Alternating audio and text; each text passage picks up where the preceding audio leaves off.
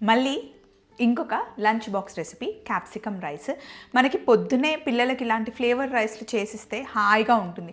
వాళ్ళకి తినడానికి బాగుంటుంది, మనకి పని తొందరగా అయిపోతుంది. రెగ్యులర్గా మనం వండుకునే సోనా మసూరి రైస్ తీసుకున్నాను అండ్ సింపుల్గా ఇంట్లో ఉండే ఇంగ్రీడియంట్సే. ఫస్ట్ ప్యాన్ పెట్టాను, ఇందులో కొంచెం ఆయిల్ వేసుకోండి.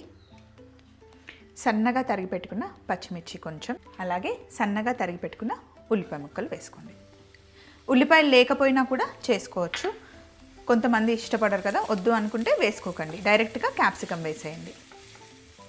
ఉల్లిపాయలు కాస్త వేగిన తర్వాత కొంచెం ఇందులో అల్లం వెల్లుల్లి పేస్ట్ వేసుకోండి. మరీ ఎక్కువ వద్దు, కొద్దిగా వేస్తేనే బాగుంటుంది.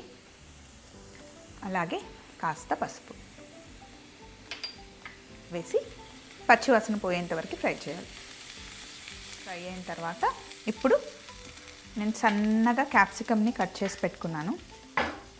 ఇలా లేతగా ఉన్న క్యాప్సికమ్ తొందరగా ఫ్రై అవుతుంది. ఆ క్యాప్సికమ్ ముక్కలు ఇందులో వేసేద్దాం. ఎక్కువ మొత్తం సాఫ్ట్గా అయ్యేంత వరకు ఫ్రై చేయకూడదు. క్యాప్సికమ్ని ఎప్పుడు కాస్త కచ్చా పచ్చాగా ఫ్రై అయితేనే క్యాప్సికమ్ చాలా బాగుంటుంది. ఇప్పుడు ఇందులో మనం కొద్దిగా ఉప్పు వేసుకోవాలి.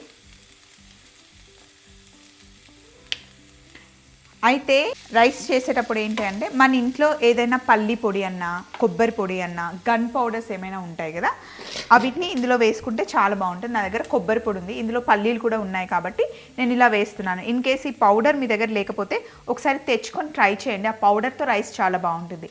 ఈ పౌడర్ లేకపోతే కనుక కాస్త ధనియాల పొడి, కారం, కొద్దిగా గరం మసాలా వేసుకోండి. ఈ పౌడర్ లేకపోతే, పౌడర్ ఉంటే మటుకి అవేం అవసరం లేదు, ఎందుకంటే అవన్నీ ఇందులో ఉంటాయి కాబట్టి. సో ఇప్పుడు రైస్ వేసేయండి. ఇందులో రైస్ వేసేసాం కదా, ఇప్పుడు మనం ఇందులో ఏదైనా సరే పల్లి పొడి, కొబ్బరి పొడి, గన్ పౌడర్స్ ఏవైనా ఇందులో వేసేసుకోవాలి. ఇలా వేసుకొని మిక్స్ చేస్తే క్యాప్సికమ్తో పాటు కాంబినేషన్ చాలా బాగుంటుంది. అంతే, మళ్ళీ రైస్ రీహీట్ అవ్వాలి. అప్పటి వరకు కొంచెం సేపు పొయ్యి మీద ఇలాగే ఉంచాలి. రైస్ రెడీ అయిపోయింది, బౌల్లోకి తీసుకుందాం రండి. ఇలా మళ్ళీ మంచిగా వేడవ్వాలి, పొగలు రావాలన్నమాట.